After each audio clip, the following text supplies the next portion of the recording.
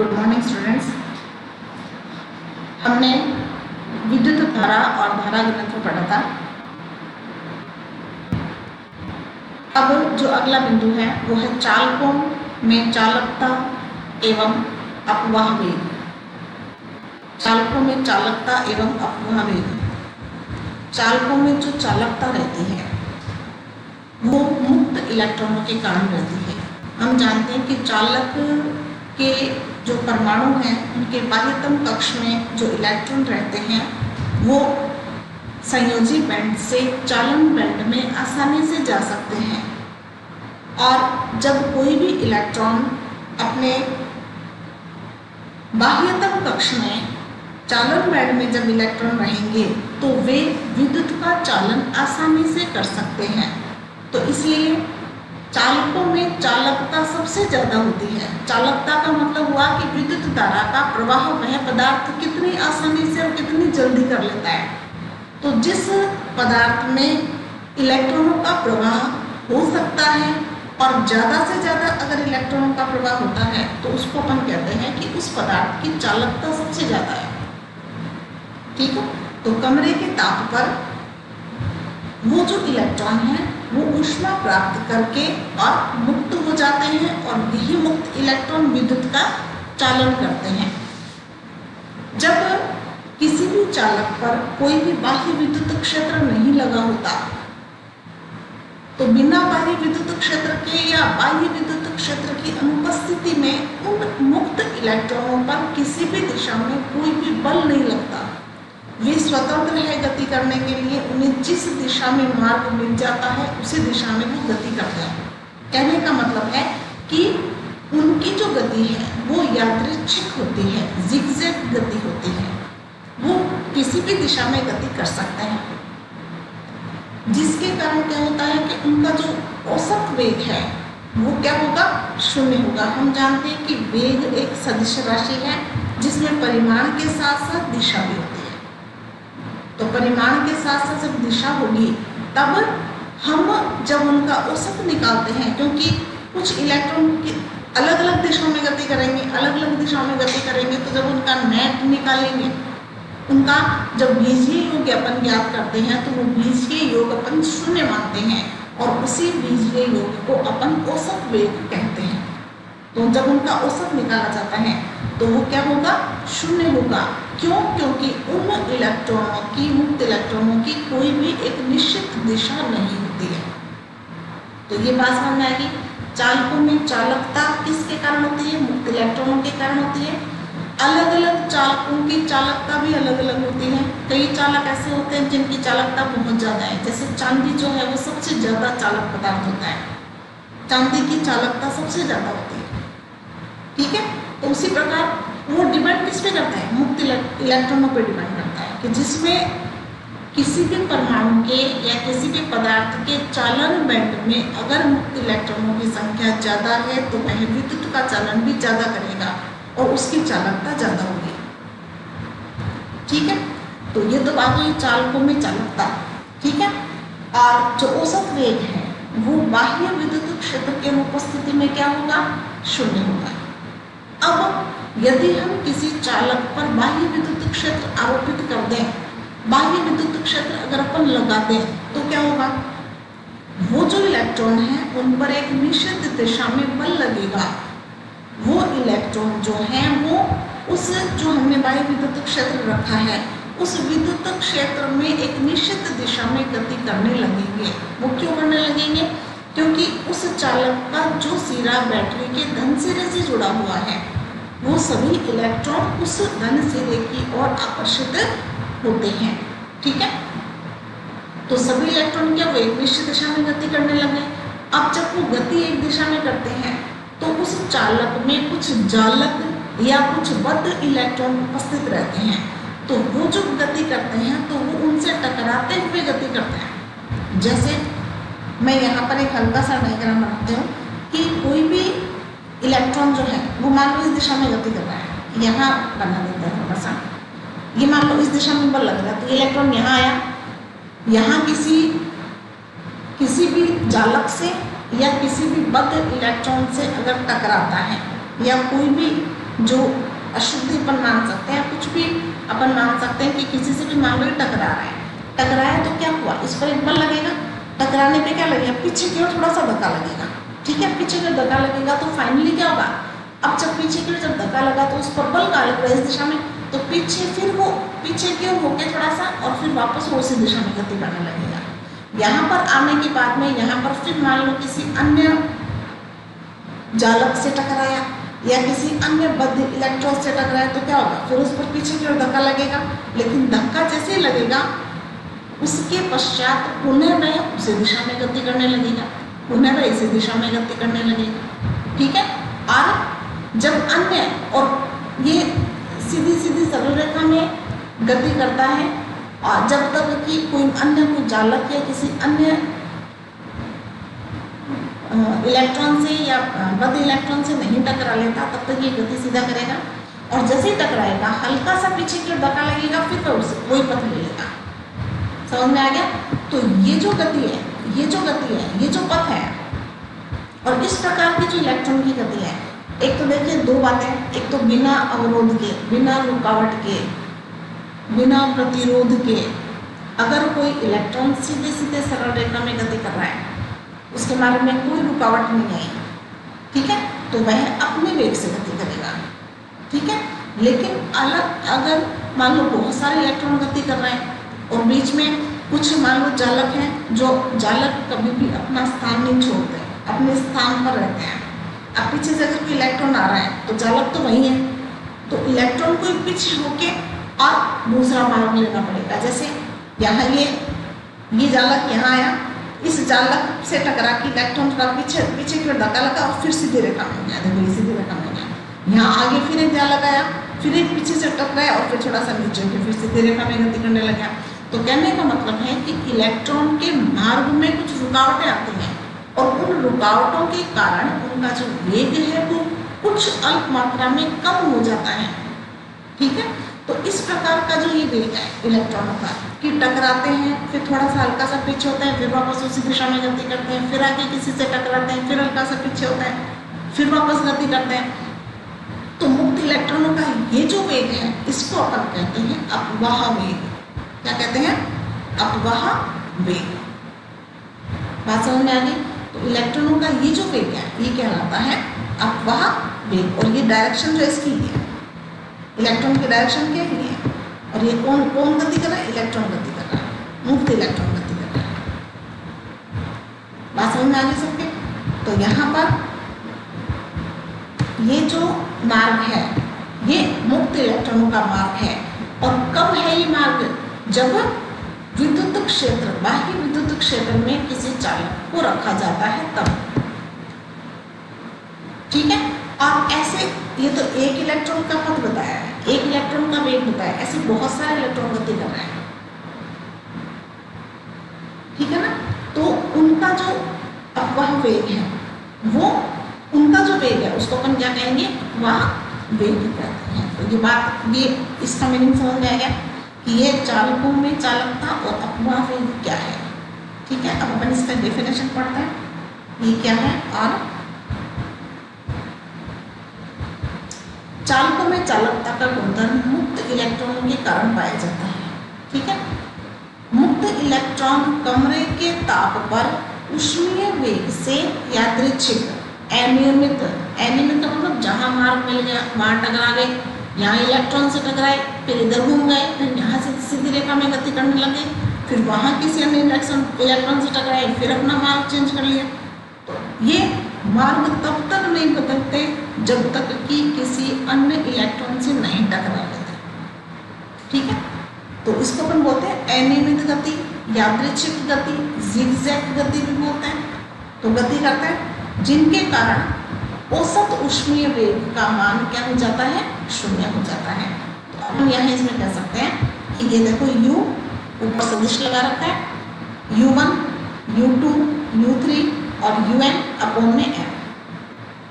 औसत वेग हो गया ना, राशियों का योग बटे राशियों की संख्या, ये लेते हैं ना। तो ये औसत वेग कितना हो गया उनका? 0 हो गया, ठीक है। यदि चालक के सिरों के मध्य विभवांतर आरोपित कर दिया जाए, विभवांतर आरोपित करने का मतलब क्या हुआ कि उस पर बाह्य विद्युत क्षेत्र लगा रखा है, या अपन यूँ कहें कि उसको अपन ने बैटरी से जोड़ दिया। एक सिरा अपन ने बैटरी के धन सिरे से जोड़ दिया, एक सिरा अपने बैटरी के ऋण सिरे से जोड़ दिया। अब जब विद्युत क्षेत्र में आ गया तो अपन जानते हैं कि इलेक्ट्रॉन पर बल लगेगा, F बराबर QE, पढ़ा है ना अपन ने। इलेक्ट्रॉन पर लगने वाला बल, आवेश पर लगने वाला बल F बराबर QE। यहाँ पर Q क्या है? इलेक्ट्रॉन। तो Q की जगह अपन स्मॉल e लिखेंगे, इलेक्ट्रॉन लिखेंगे, क्योंकि यहाँ आवेश केवल और केवल मुक्त इलेक्ट्रॉन होता है। बात समझ में आ गई? तो यहाँ विभवांतर अगर आरोपित कर दिया जाए तो इलेक्ट्रॉन धातु आयनों से टक्कर करते हुए धीरे धीरे जिस वेग से धन सिरे की ओर अग्रसर होते हैं, क्योंकि इलेक्ट्रॉन है तो वो डेफिनेटली धन सिरे की ओर ही अग्रसर होंगे, धन सिरे की ओर ही आकर्षित होंगे। ठीक है, तो ये जो वेग है इसको अपन क्या कहते हैं? धन सिरे की ओर आकर्षित होता है, औसत वेग कहा जाता है। अर्थात वह औसत वेग जिससे मुक्त इलेक्ट्रॉन धातु आयनों से टक्कर करते हुए धन सिरे की ओर अग्रसर होते हैं, जिस वेग से, वह वेग क्या कहलाता है? अपवाह वेग। अपवाह वेग को ड्रिफ्ट वेलोसिटी भी कहते हैं, ड्रिफ्ट वेलोसिटी। ठीक है, तो इसको VD के द्वारा व्यक्त किया जाता है। ड्रिफ्ट वेलोसिटी है तो VD, स्मॉल d लगाता है नीचे, ये ड्रिफ्ट वेलोसिटी है, अपवाह वेग है। ठीक है,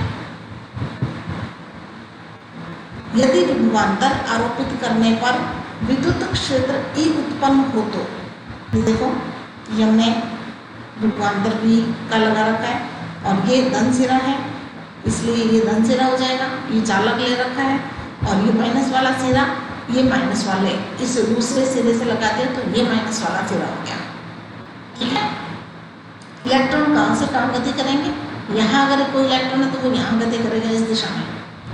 ठीक है, और टकराते हुए गति करेगा, लेकिन चलेगा उसी डायरेक्शन में, प्लस वाले डायरेक्शन में।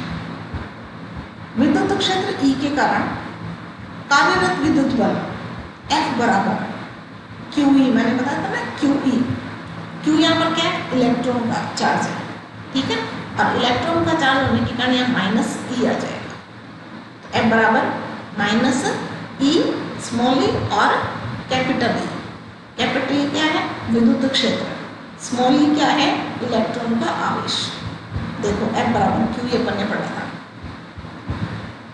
अब यहाँ पर जब ये गति करते हैं तो F बराबर अपन m में भी लिखते हैं, ये त्वरण है, m क्या है? द्रव्यमान।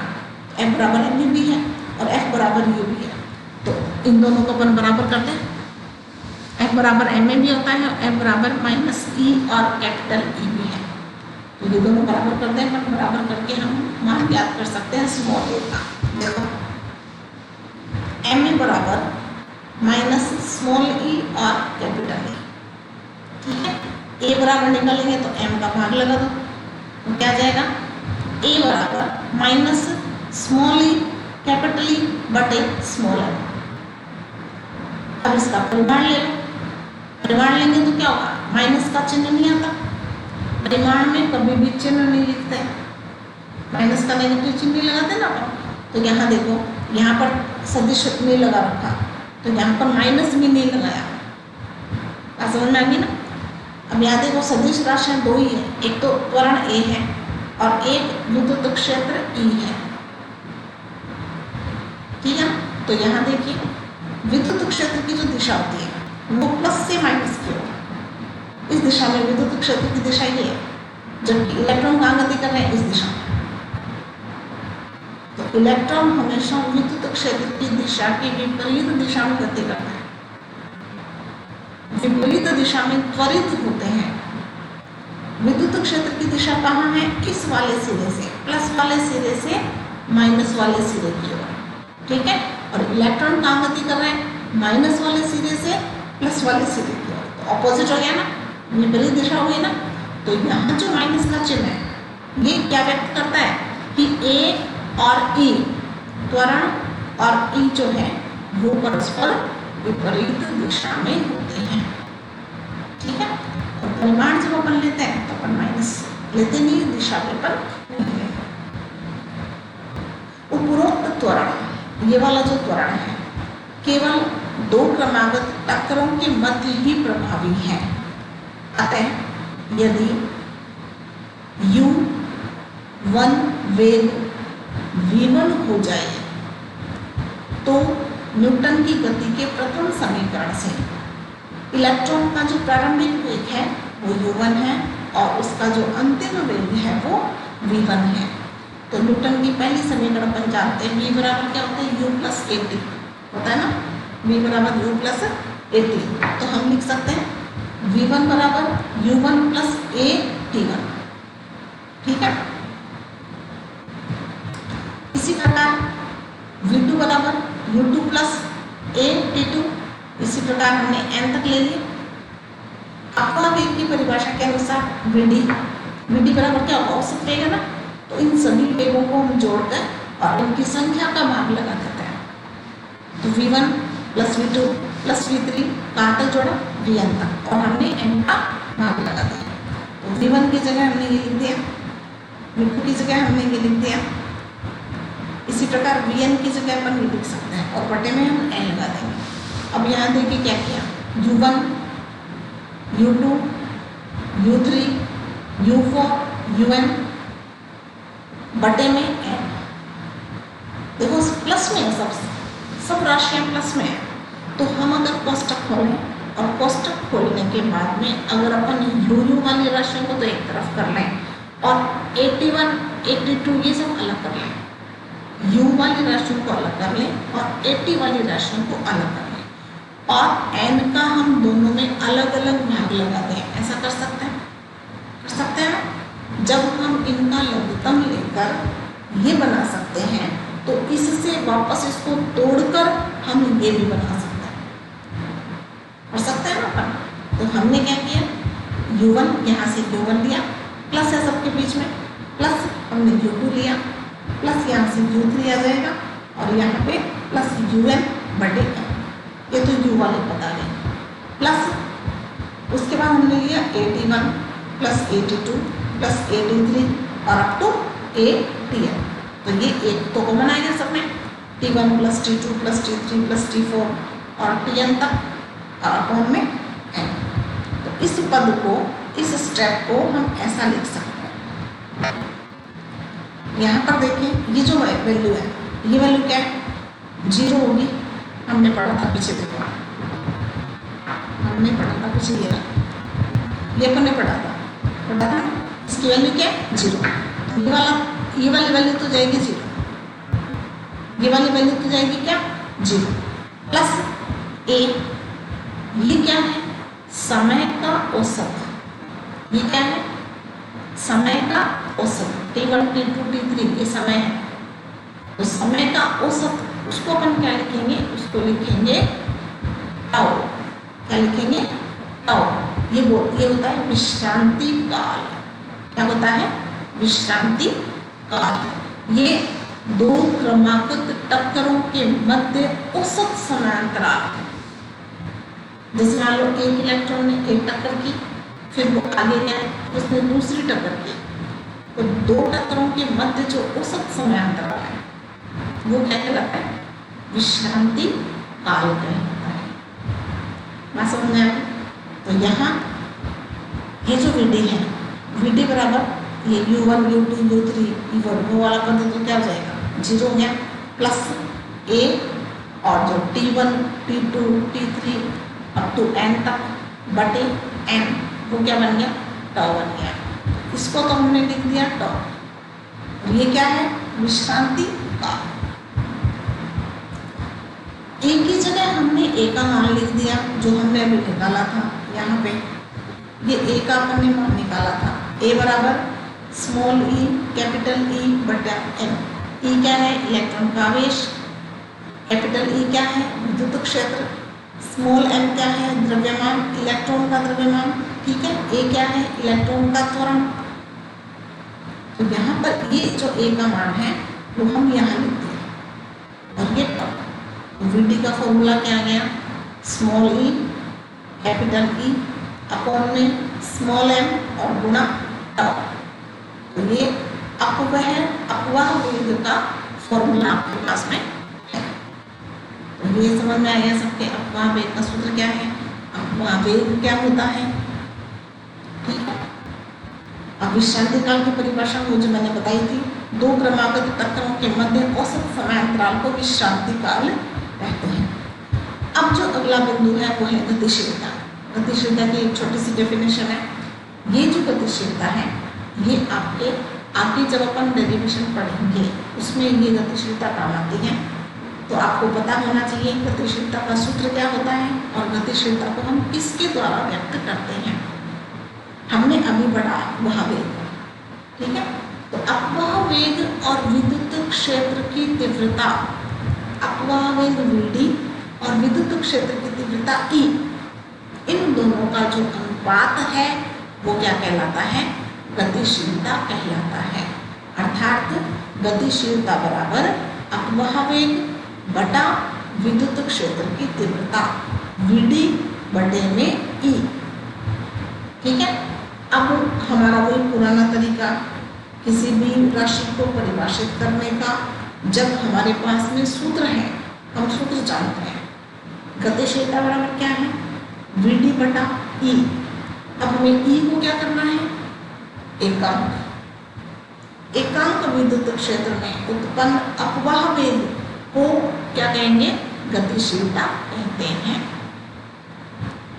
ठीक है, तो गतिशीलता को अपन म्यू के द्वारा व्यक्त करते हैं। किसके द्वारा, म्यू। और इसका फॉर्मूला क्या है, म्यू बराबर Vd बटा कैपिटल E। और इसका सूत्र के अनुसार अगर अपन इसकी परिभाषा देंगे तो परिभाषा बन जाती है, एकांक विद्युत क्षेत्र में उत्पन्न अपवाह वेग को ही गतिशीलता कहते हैं। बात समझ में आ गई। तो इकाई विद्युत क्षेत्र में उत्पन्न अपवाह वेग को गतिशीलता कहते हैं। इसे हम म्यू के द्वारा प्रदर्शित करते हैं। और ये आ गया आपका म्यू बराबर Vd बटा E। ठीक है, Vd का सूत्र अपन जानते हैं, क्या जानते हैं, ये रहा, small E capital E tau बटे m, ये Vd का सूत्र है। तो Vd की जगह हम Vd का सूत्र लिख सकते हैं, ये तो ध्यान दे रखा है, ये Vd है, Vd की जगह Vd का सूत्र लिख देता है। और बटे में ये क्या लिख दिया, E। ये बटे में E है ना, ये यहाँ पर बटे में E आ गया। तो इस E से इस E को काट दें, ये कट जाएगा। जब ये दोनों कट जाएंगे तो क्या बचेगा, स्मॉल ई टाउ बटे m, ये म्यू बराबर आ जाएगा। ठीक है, गतिशीलता म्यू एक धनात्मक राशि है।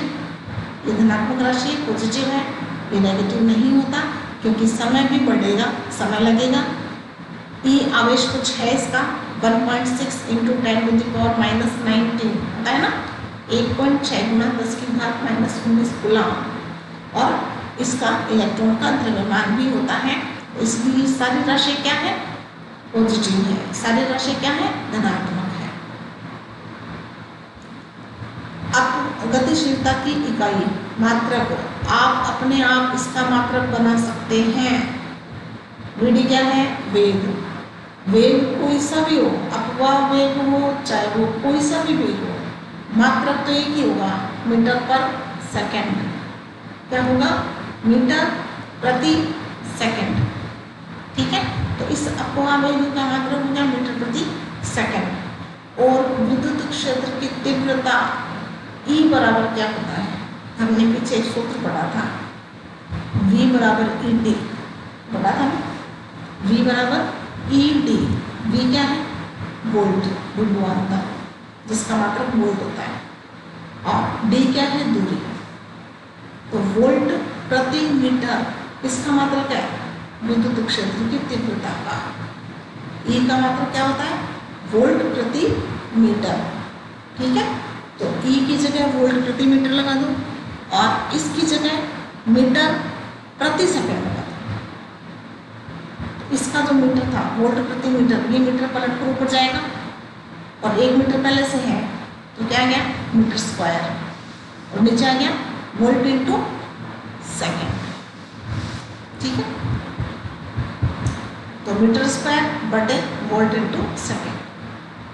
और प्रायोगिक इकाई इसकी होती है कूलम इंटू मीटर स्क्वायर बटे वोल्ट इंटू ये सेंटीमीटर स्क्वायर बटे वोल्ट इंटू सेकेंड, ये प्रायोगिक इकाई है। और ये इसकी एमकेएस पद्धति में मीटर ले लिया ना, मीटर को सेंटीमीटर में बनाया है। हमारा अगला जो बिंदु है वो है अपवाह वेग v और विभवांतर v में संबंध। अपवाह वेग vd और विभवांतर v में संबंध, ये मीटर पर सेकंड है और ये वोल्ट। ठीक है, इन दोनों में हमें संबंध लेना है। इन दोनों में संबंध लेने के लिए क्या करेंगे? सूत्र अपवाह वेग से शुरू करते हैं, vd बराबर, अब देखो यहाँ पर हमें लाना क्या है? विभवांतर v लाना है। अब विभवांतर v के लिए हमने दो सूत्र पढ़ रखे हैं, कौन कौन से? एक तो W बटा Q, कार्य बटे आवेश। एक अपन ने पढ़ रखा है ED, विद्युत क्षेत्र की तीव्रता गुणा दूरी। दो ही सूत्र हैं v के हमारे पास में, ठीक है ना। अब यहाँ कार्य वाला तो सूत्र आने वाला है नहीं, क्योंकि कार्य यहाँ पूरे डेरिवेशन में कहीं आए हुए हैं, पूरे चैप्टर में हमने कार्य नहीं पढ़ा, लेकिन हम विद्युत क्षेत्र बार बार पढ़ रहे हैं ना। तो विद्युत क्षेत्र के माध्यम से विभवांतर आ सकता है और विद्युत क्षेत्र अपवाह वेग में होता है। ये देखो ये रहा, होता है ना E, तो VD बराबर स्मॉल e कैपिटल E बटे स्मॉल m गुणा टाउ। इस E की जगह हम V बटे L लिख सकते हैं। अगर इस चालक की लंबाई, हमने जो चालक लिया, इस चालक की लंबाई L ले लो, तो इलेक्ट्रॉन कितनी दूरी तक चला? L दूरी तक चला, ठीक है। तो दूरी अगर अपन L ले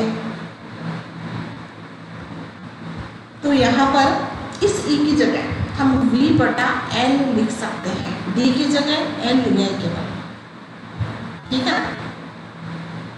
तो V की जगह E की जगह अपन क्या लिख देंगे? V बटे L, तो ये E की जगह V बटे L लिख दिया। बाकी बचा क्या? स्मॉल e टाउ बटे m, स्मॉल e टाउ बटे m, ठीक है। और E की जगह क्या लिख दिया? V बटे L। तो फॉर्मूला क्या बन गया? L को इधर ले लो m के पास, E कांस्टेंट है, टाउ भी अगर कांस्टेंट लें, m द्रव्यमान कांस्टेंट है, चालक की लंबाई L कांस्टेंट होती है। तो Vd जो है वो विभवांतर पर किस प्रकार से निर्भर करता है? बोलिए, समानुपाती हुआ ना, अनुक्रमानुपाती हो गया ना ये।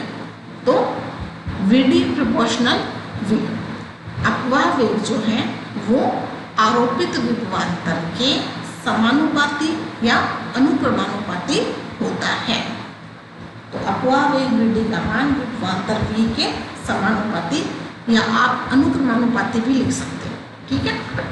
तो ये VD में और विभवांतर में संबंध हो गया। अगला जो बिंदु है वो है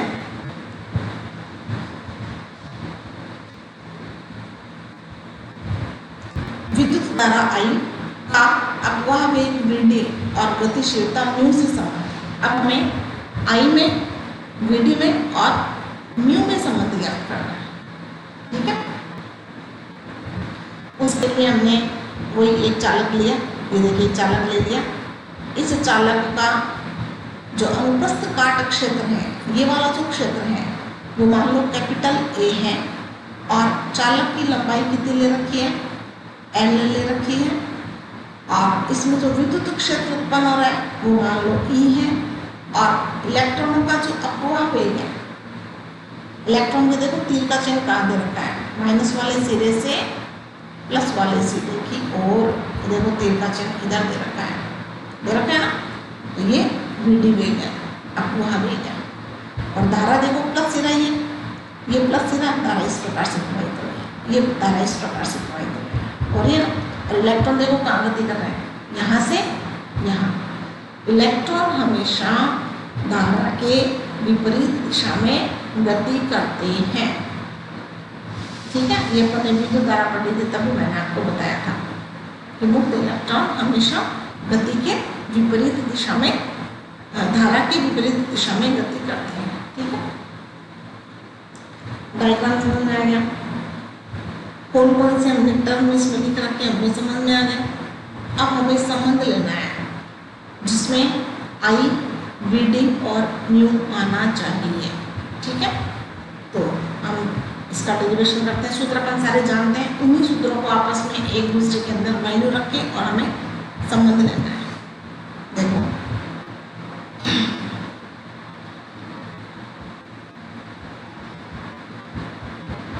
हमने तो यहाँ चालक ले रखा है, इसका आयतन कितना हो जाएगा? बेलनाकार भाग में इसका अनुप्रस्थ काट क्षेत्र कितना है? Capital A. लंबाई कितनी है? एल। तो आयतन कितना हो जाएगा? क्षेत्रफल गुणा लंबाई। आयतन कितना होता है? क्षेत्रफल गुणा लंबाई। अब इसके अंदर ये मुक्त इलेक्ट्रॉन है ना, अब हमें ये पता करना है कि ये मुक्त इलेक्ट्रॉन की संख्या कितनी है।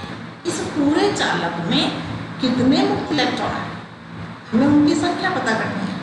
तो हम उसके लिए भी मानते हैं कि एकांक आयतन में जो मुक्त इलेक्ट्रॉन की संख्या है वो मान लो स्मॉल n है।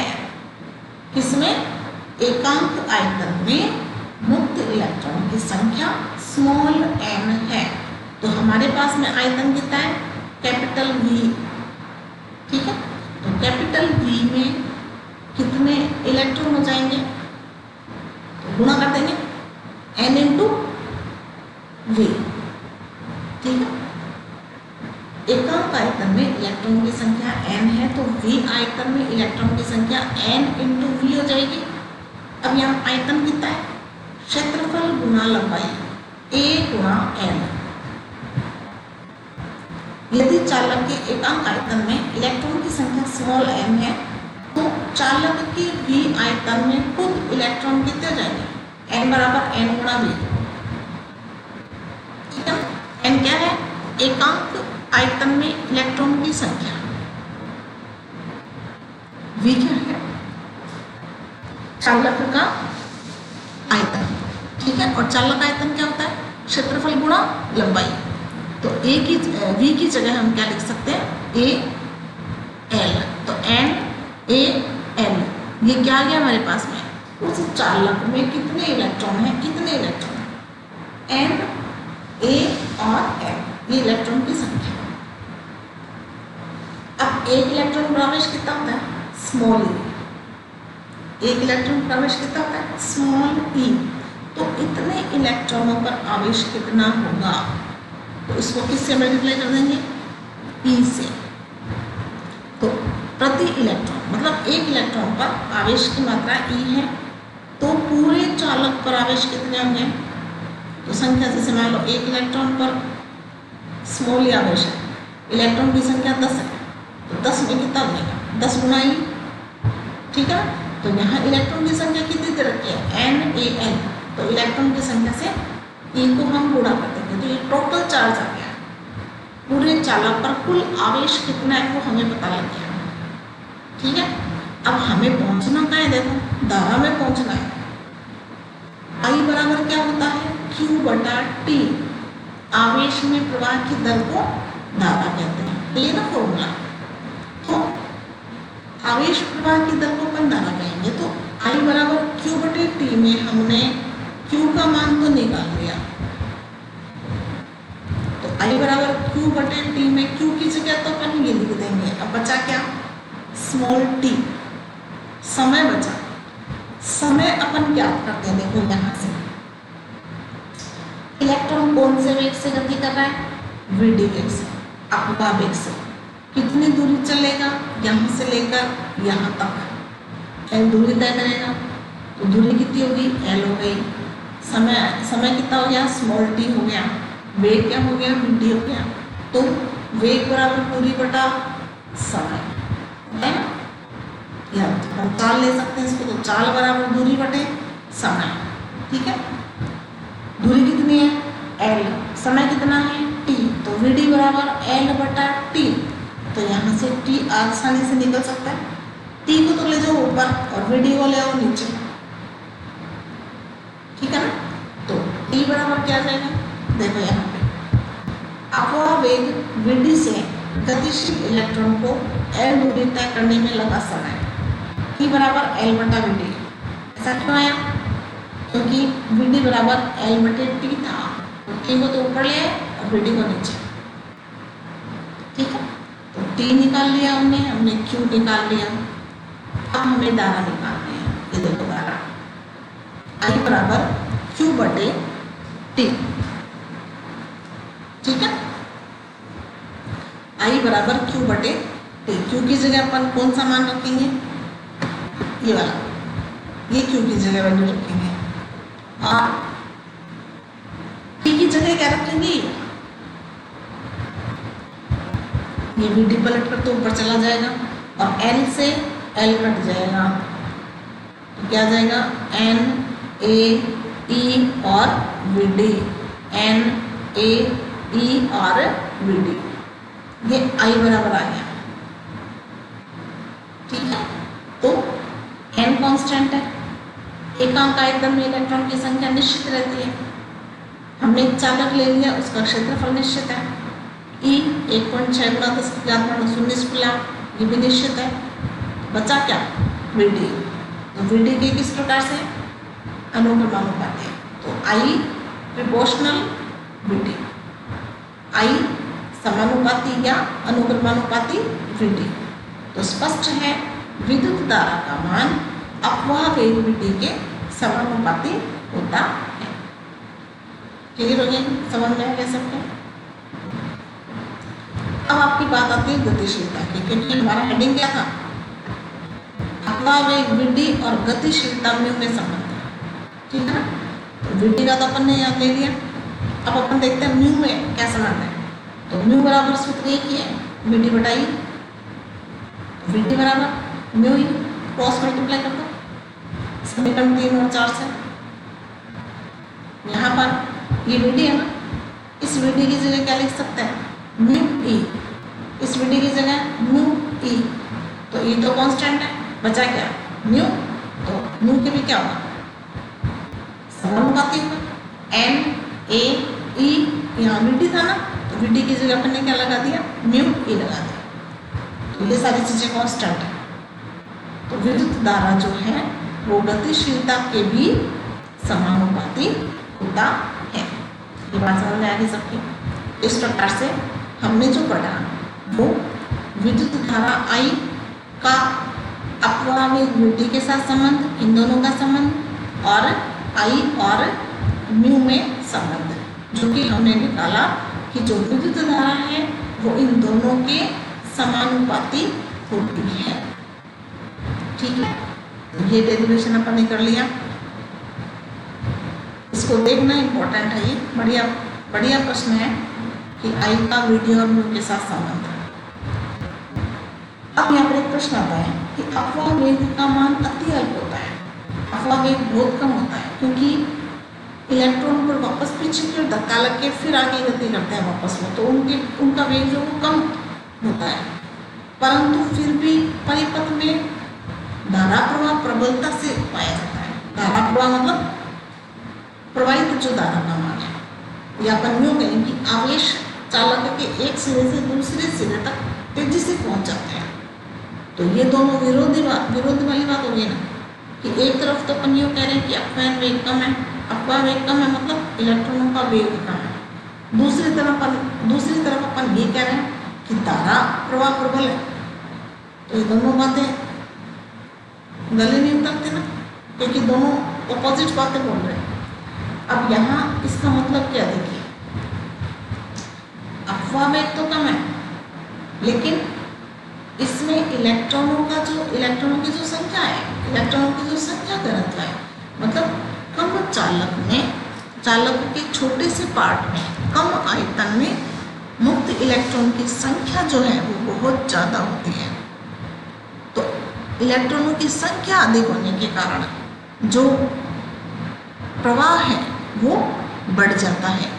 प्रति इलेक्ट्रॉन का वेग अगर अपन लें तो वो कम है, लेकिन सभी इलेक्ट्रॉनों का अगर वेग जोड़ें तो वो ज़्यादा हो जाता है। और इसमें इलेक्ट्रॉन की जो संख्या है वो ज़्यादा होने के कारण जो अपवाह वेग है वो भी, या धारा का जो प्रवाह है वो भी ज़्यादा हो जाता है। तो अपवाह वेग तो कम होता है, लेकिन जो प्रवाह जिसके कारण होता है, जो वाहक हैं, जो ले जाने वाले हैं, उनकी संख्या ज़्यादा है, और उनकी संख्या ज़्यादा होने के कारण धारा का मान क्या हो जाएगा, ज़्यादा हो जाएगा। तो देखो चालकों में अपवाह वेग का मान अत्यल्प होता है, परंतु इलेक्ट्रॉन संख्या घनत्व, इलेक्ट्रॉन संख्या घनत्व देखो कितना है, 8.5 × 10⁻28, बहुत ज़्यादा संख्या है। तो इलेक्ट्रॉन संख्या घनत्व मतलब एकांक स्थान पर इलेक्ट्रॉनों की संख्या बहुत ज़्यादा, भीड़ बहुत ज़्यादा इलेक्ट्रॉनों की, ठीक है ना, तो अत्यधिक पाया जाता है, इसलिए धारा का प्रवाह प्रबलता से होता है। तो ये प्रश्न अपवाह वेग पर ही है, तो ये भी 1 नंबर का कई बार जोड़ देते हैं, तो ये भी आप ध्यान रखें। तो ये आप पढ़ोगे आज, इसको कंप्लीट करोगे, टेस्ट आपने दे लिया, क्वेश्चन इजी थे, आपने कर लिए होंगे, और इसको आप पूरा पढ़ोगे। तो अभी तो जनरल चीज़ें चल रही हैं, इसमें कोई मैं नहीं समझती कि कोई आपके कोई जो पद है या जो कोई बात है वो आपको नहीं समझ में आई हो, फिर भी मान लो कोई स्टेप आपके नहीं समझ में आया तो आप पूछ सकते हैं। तो आज के लिए इतना काफ़ी है, धन्यवाद।